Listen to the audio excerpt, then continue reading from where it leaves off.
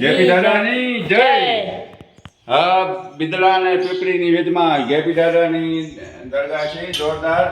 અને આ જો જોઈ શકો છો અહીંયા કને મંડપ બાંધવાની જરૂર નહીં, પેડી કરે છે તો. અને આ જોઈ શકો છો કેવી ઝાડી છે. આ કાંટાનું ઝાડ છે, કાંટાનું ઝાડ પણ મોટું છે. આ જો પક્ષી માટે માળા બાંધ્યા છે. અને આ લીમડાનું ઝાડ છે. અહીંયા કને માણસો આવીને વિશ્રામ કરી શકે. અને 20 થી 25 માણસો રોજ વિશ્રામ કરે અહીંયા કને.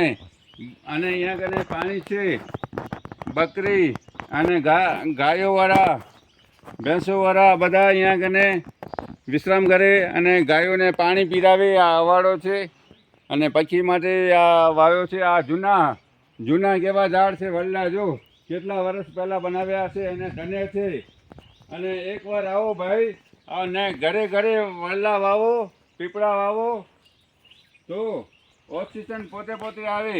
નહીં તો આપણે સીધો હોસ્પિટલમાં જઈએ. આ છે તમે આવા ઝાડ વાવશો તો દવાખાને ન જવું પડશે.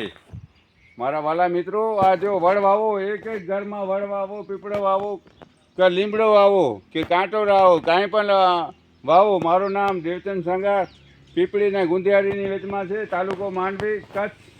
જય હિન્દ, જય ભારત.